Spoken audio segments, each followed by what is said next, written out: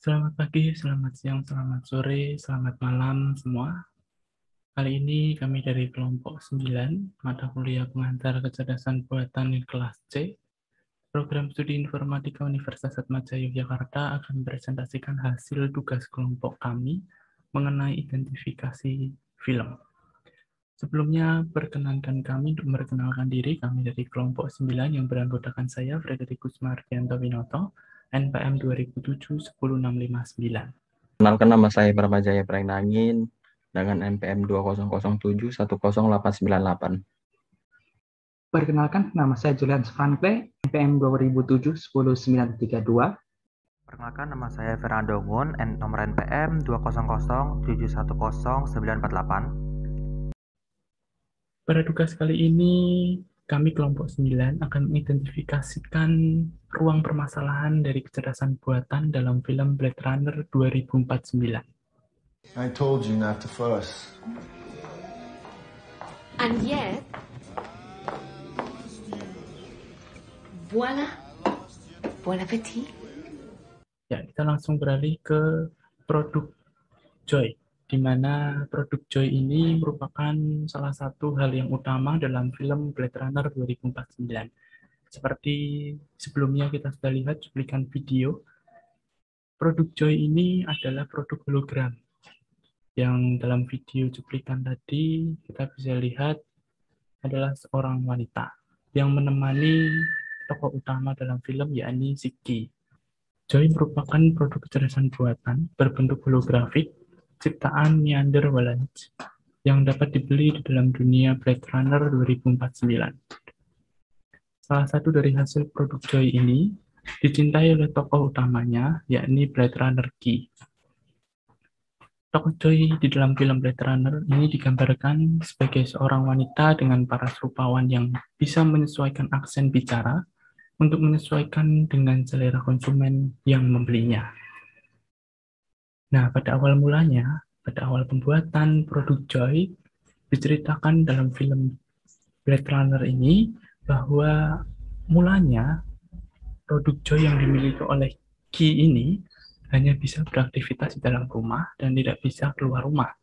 Akan tetapi sering berjalannya waktu, programnya akhirnya di-upgrade, dikembangkan, sehingga akhirnya produk Joy ini dapat keluar rumah bersama tokoh utama, yakni Key.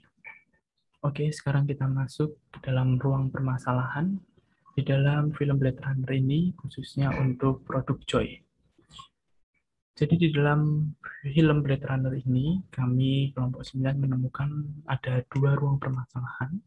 Yang pertama adalah produk Joy berwujud hologram yang mana pada awalnya hanya bisa melakukan aktivitas di dalam rumah.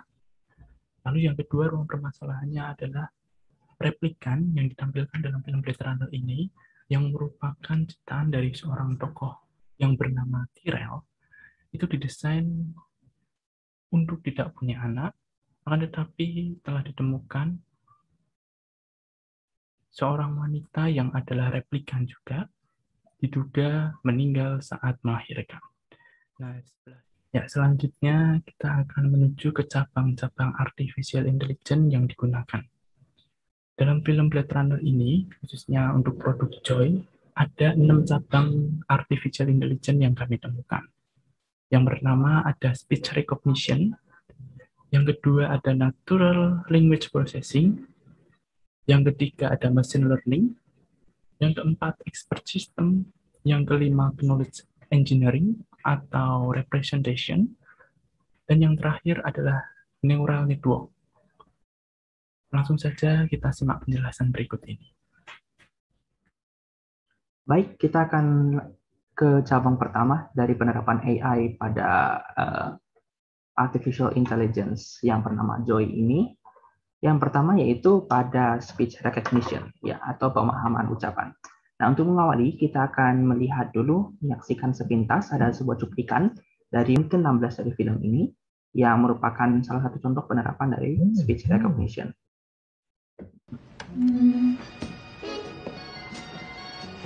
Okay? I didn't hear you. You're early. You want me to come back? Just go scrub. Yes, ma'am. Ya, dari cuplikan tersebut kita bisa melihat bahwa ada perintah yang diberikan dari Kay kepada Joy menggunakan sebuah alat di mana Joy dapat dengan cepat dan secara langsung seperti layaknya seorang manusia menginterpretasikannya dan menjawab Kay dalam permintaannya tersebut. Nah, ini merupakan salah satu contoh dari speech recognition dalam film ini. Nah, karena Kay sendiri merupakan sebuah AI yang menyerupai manusia, maka banyak sekali kejadian yang namanya speech recognition yang harus dilakukan oleh Joy. Tapi tadi merupakan salah satu contohnya. Nah, speech recognition atau pemahaman ucapan sendiri ini merupakan suatu pengembangan teknik yang memungkinkan sistem komputer untuk menerima inputan berupa kata yang diucapkan, ya. Di mana kata-kata atau input tadi yang telah diterima oleh sistem komputer ini akan diubah dari bentuk analog, yaitu bentuk yang dipahami manusia, bentuk yang kita dengar, bentuk analog, menjadi sebuah bentuk digital, sebuah sinyal digital, dengan cara mengubah gelombang suara menjadi sekumpulan angka-angka biner yang dapat dipahami oleh sistem.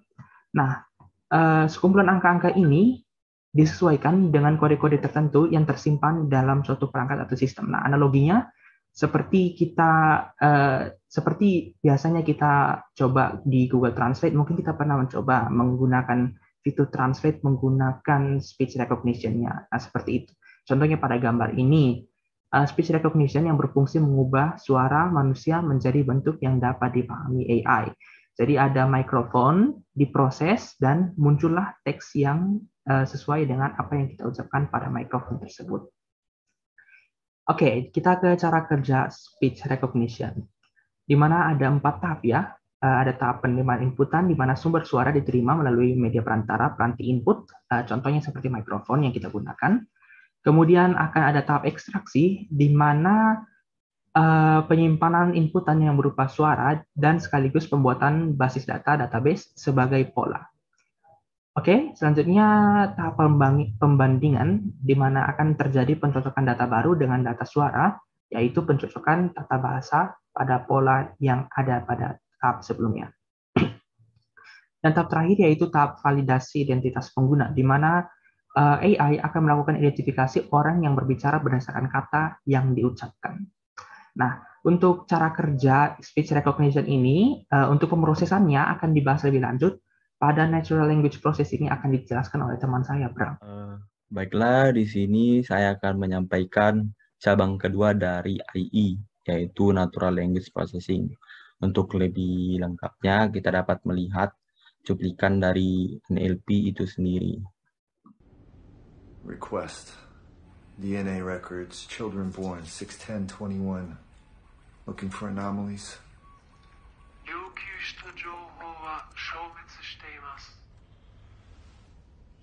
Baiklah, di pada cuplikan ini yang menit ke-54 kita dapat melihat, yaitu interaksi antara user K dengan komputer hingga berlangsung secara terus-menerus.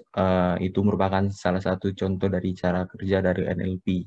Sebelum masuk ke cara kerja dari NLP, kita dapat melihat arti atau makna dari natural language processing. Natural language processing merupakan kemampuan komputer dalam memahami bahasa natural atau bahasa manusia dan menganalisis struktur gramatikal kalimat, lalu menggunakan algoritma untuk mengekstra makna dan memberikan output atau feedback yang dapat dipahami oleh manusia. Kata-kata ataupun kalimat yang sudah diterima dan sudah diubah dengan bahasa digital oleh komputer akan diproses dan disesuaikan dengan kata yang terdapat pada komputer, lalu mengerjakan berbagai taks yang berbeda dan memberikan output yang sesuai dengan permintaan inputan. Dari cuplikan di atas, kita dapat menyaksikan bahwa K meminta catatan DNA dari seorang anak yang lahir pada bulan Oktober secara anomali, dan komputer memberikan output error. Lalu K meminta lagi, yaitu cadangan data zat kristal, lalu komputer memberikan output error juga karena data dari kedua inputan itu tidak ada di komputer tersebut. Dari sini kita dapat melihat yaitu cara kerja dari NLP itu sendiri. Pada dasarnya, cara kerja dari NLP bersentuhan dengan speech recognition. Dalam NLP, data input yang diberikan berupa teks, suara, dan lain sebagainya. Namun, di dalam speech recognition hanya menggunakan audio. Pada NLP memberikan inputan yang dapat berupa media seperti teks dan audio yang diberikan oleh user dan akan memberikan balasan oleh komputer secara terus-menerus hingga user itu berhenti meminta inputan lagi. Di situ kita melihat ada tahap penerima inputan. Itu seperti contoh Kah meminta kedua input. Pertama, Kah meminta inputan mengenai anak anomalia yang lahir pada bulan Oktober. Lalu tahap ekstraksi di dalam komputer memahami bahasa dari manusia itu hingga diubah ke digital, lalu bahasa itu diproses hingga menuju ke tahap pembandingan apakah data tersebut ada di dalam komputer atau tidak. Setelah itu, setelah datanya ada maupun tidak, lanjut ke tahap validasi identitas pengguna, yaitu di mana identitas oleh user dipastikan dulu. User itu aktif dari komputer itu atau tidak. Baru setelah itu, setelah sudah ditentukan siapa user yang meminta, baru komputer akan memberikan feedback, yaitu output, dengan memberikan balasan terhadap perintah input. Seperti contohnya tadi, Kak meminta inputan, lalu komputer memberikan outputnya, yaitu natural language processing. Inputannya itu berupa error karena tidak ada data. Pada tahap pembandingan tidak ada data yang sama atau sesuai dari komputer tersebut. Itu adalah contoh dari natural language processing dan cara kerja hingga ke makna dari natural language processing. Baiklah, di sini saya akan menjelaskan mengenai cabang ketiga dari AI. Cabang ketiga yaitu machine learning. Di sini saya akan menjelaskan mengenai makna atau arti dari machine learning dan cara kerjanya. Oke. Machine learning atau pembelajaran mesin merupakan cabang AI yang menggunakan teknik statistika untuk menghasilkan suatu model otomatis atau mandiri dari sekumpulan data hingga memungkinkan komputer mempelajari sejumlah data atau learn from data hingga dapat menghasilkan suatu model untuk melakukan proses input-output tanpa menggunakan kode program yang dibuat secara eksplisit. Machine learning didasarkan pada gagasan bahwa sistem dapat belajar dari data, mengidentifikasi pola, membuat keputusan dengan intervensi manusia yang minimal. Di samping slide ini kita dapat melihat yaitu AlphaGo, salah satu contoh dari machine learning yang banyak diminati orang dan juga itu merupakan salah satu machine learning yang sederhana yang bisa dipahami oleh manusia. Di sini saya akan menjelaskan mengenai cara kerja dari machine learning. Cara kerjanya machine learning ada yang tanpa pengawasan, ada yang dengan pengawasan. Namun pada umumnya cara kerjanya itu sama seperti semuanya, yaitu pengumpulan data, eksplorasi data, pemilihan model atau teknik, memberikan pelatihan terhadap model yang dipilih, dan mengevaluasi hasil dari machine learning tersebut. Di sini kita dapat melihat cara kerja dari machine learning dengan kategori tanpa pengawasan. Yaitu pertama input raw data atau input seluruh data yang ada. Itu maksudnya kita menginput seluruh data kita. Misalnya data kita ada 100, kita mau menginput seluruh data. Itu akan dapat diterima oleh komputer itu sendiri. Yang kedua yaitu interpretation. Itu menafsirkan seluruh data yang masuk lalu memberikan label dan juga tanpa label. Maksudnya ada data yang menggunakan label tertentu, ada yang tidak tanpa label. Atau dalam kata lain, datanya tidak termasuk dari kategori yang ada di komputer. Baru ada algoritma. Di sini algoritma yaitu kayak seperti teori. Teori yaitu ada 5 algoritma yang digunakan oleh machine learning. Selanjutnya ada tahap processing, yaitu memilih dari data misalnya ada satu data dilakukan processing, yaitu memilih dari keempat algoritma. Dari data tersebut mana yang cocok dari keempat algoritma tersebut, lalu menjalankannya dan memisahkan data secara berkelompok. Baru yaitu selanjutnya ada tahap evaluasi, yaitu evaluasi memodelkan data yang sudah diberi label maupun yang tidak dengan memodelkan data yang ada. Misalnya, jika datanya ada, dimasukkan ke label tersebut gitu. Itulah cara kerja dari machine learning tersebut, yaitu pembelajaran mesin secara mandiri. Kemudian kita masuk ke nomor 4, expert system atau sistem pakar. Apa itu expert system? Expert system adalah sistem komputer yang menirukan kemampuan pengambilan keputusan manusia. Expert system dirancang untuk memecahkan masalah yang kompleks dengan penalaran melalui kumpulan pengetahuan yang direpresentasikan sebagai aturan if-then daripada melalui kode prosedural konvensional. Ada banyak tenaga ahli atau pakar yang diikutkan untuk membangun sistem pakar seperti yang diinginkan.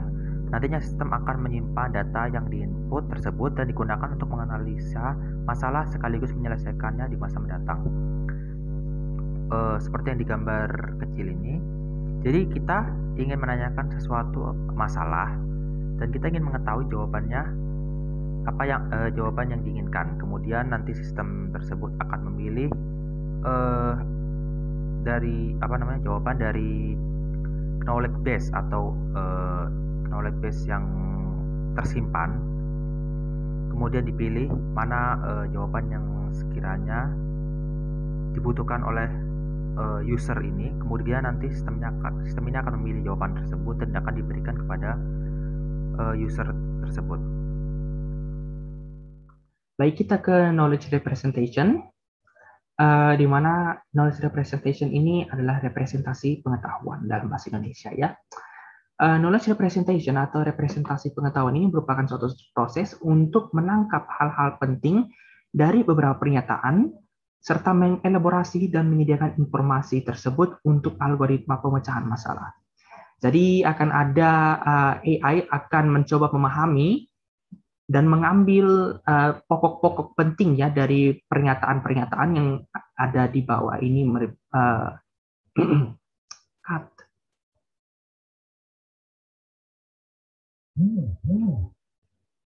Oke, selanjutnya kita ke knowledge representation atau representasi pengetahuan dalam bahasa Indonesia.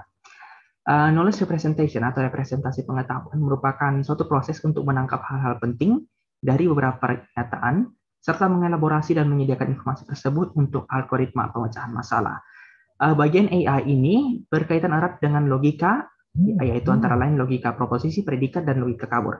Nah, contoh dari penerapannya dapat digunakan untuk menyelesaikan masalah yang ada di bawah ini. Ada 3 pernyataan yang dikeluarkan ya, di mana yang pertama, Jakarta adalah ibu kota Indonesia. Yang kedua, lembaga pemerintahan nasional hanya ada di ibu kota negara. Yang ketiga, Kemendikbud dan Kemensos merupakan lembaga pemerintahan nasional. Nah, pertanyaannya adalah di mana letak gedung Kemensos? Nah, menggunakan knowledge representation, maka pertanyaan ini bisa dijawab ya, bahwa Kemendikbud dan Kemensos itu merupakan lembaga pemerintahan nasional. Oke, lembaga pemerintahan nasional itu kan hanya ada di ibu kota negara. Jadi otomatis gedung Kemensos itu ada di ibu kota negara, dan ibu kota negara namanya apa? Jakarta. Nah, itu merupakan contoh kecil ya, masih banyak sekali contoh kompleks dari ini, tapi salah satu contoh yang dapat diambil dari film Blade Runner 2049 ini, yaitu pada jam 1 menit ke-18. Kita saksikan.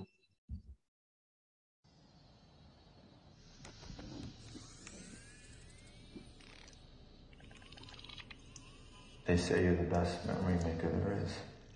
Well, then they're kind. I love birthday parties. You work for Wallace. Subcontract. Oke, dari cuplikan tersebut, secara sederhananya kita bisa melihat bahwa Joy diminta untuk membuat suatu kue ulang tahun, dan AI tersebut harus mengerti apa saja yang harus ada di kue ulang tahun tersebut. Nah, ini merupakan contoh dari knowledge representation, di mana sebelumnya AI ini sudah mengetahui apa saja yang harus ada di dalam kue ulang tahun tersebut, sehingga ia dapat membuatnya ulang dan menyesuaikan suasananya. Kita bisa melihat ada beberapa orang di situ ditambahkan untuk bisa membuat suasana menjadi lebih baik, begitu, lebih menyenangkan. Oke, kita lanjut ke entity dalam knowledge representation ini, di mana ada representasi dari fakta dan fakta itu sendiri. Nah, kita dari fakta dulu ya, di mana fakta ini merupakan kejadian sebenarnya, yang mana sesuatu yang akan direpresentasikan. Dan dari ini kita akan mendapatkan representasi dari fakta tersebut, di mana merupakan cara membedakan fakta, yang mana merupakan sesuatu yang dapat dimanipulasi kemudian. Ya, seperti tadi contoh tersebut, dia sudah mengetahui, AI tersebut sudah mengetahui apa yang harus dilakukan untuk membuat suatu kue, kemudian direpresentasikan ulang dengan memanipulasi beberapa hal. Ya, mungkin tentu tidak sama 100% dengan cara ia pertama kali membuat kue, tapi ya ia menyesuaikan, beradaptasi dengan keinginan pengguna. Nah, bagaimana kita menarik kesimpulan dari sebuah knowledge representation? Menggunakan aturan ya, di mana kesimpulan dapat ditarik dengan mengaitkan suatu pernyataan dengan pernyataan yang lain, menggunakan yang namanya aturan. Kemudian nomor 6, yaitu neural network atau komputasi neural. Neural network adalah teknik atau pendekatan pengolahan informasi yang terinspirasi oleh cara kerja sistem saraf bionis, khususnya pada sel otak manusia dalam proses informasi. Neural network terdiri dari sejumlah besar elemen pemrosesan informasi atau yang disebut neuron yang saling terhubung dan bekerja bersama-sama untuk menyelesaikan sebuah masalah tertentu yang pada umumnya adalah masalah klasifikasi ataupun prediksi. Jadi untuk simpelnya adalah neural network ini adalah cara kerjanya seperti otak manusia. Jadi saat otak manusia sebagai contoh gini, kita mengidentifikasikan suatu benda yang belum kita ketahui. Jadi kita mengumpulkan beberapa clue yang dibutuhkan untuk mengidentifikasi benda tersebut. Kemudian setelah clue ini atau petunjuk-petunjuk ini telah terkumpul, kita akan menganalisa benda apakah ini yang akan kita cari. Kemudian setelah terkumpul clue-nya dan kita analisis, maka kita akan mendapatkan jawaban yang kita inginkan itu. Baik, kali ini kita masuk ke bagian pengetahuan yang ada sesuai dengan pohon kecerdasan buatan. Jadi di sini kelompok kami telah mengidentifikasi ada 5 pengetahuan yang ada sesuai dengan pohon kecerdasan buatan. Yang pertama adalah psikolinguistik. Mengapa ada pengetahuan psikolinguistik ini?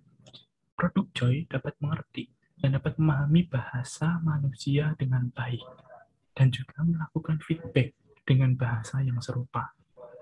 Kemudian pengetahuan yang kedua adalah manajemen, di mana produk Joy ini ahli atau bisa manajemen segala hal yang ditugaskan kepadanya. Seperti yang awal tadi kita lihat dalam awal video ini, kita melihat bahwa produk Joy ini bisa mengekspresikan kebutuhan pemiliknya. Misal makan, dia akan sediakan dan akan manajemennya dengan baik. Kemudian pengetahuan yang ketiga adalah pengenalan pola, di mana produk Joy dapat mengenali sang pemilik dan mengenali pula apapun yang ada di hadapannya. Kemudian pengetahuan yang keempat ada sistem adaptif, di mana produk Joy dapat beradaptasi dengan lingkungan dan selalu terkontrol oleh pengontrol, yakni pemiliknya. Seperti yang kita lihat juga, bahwa Joy bisa beradaptasi dengan cepat, terkhusus untuk akhir-akhir setelah dikembangkannya. Kemudian pengetahuan yang terakhir, sesuai dengan pohon kecerdasan buatan adalah logika, di mana produk Joy memiliki logika dalam memecahkan suatu masalah atau tugas yang diberikan kepadanya.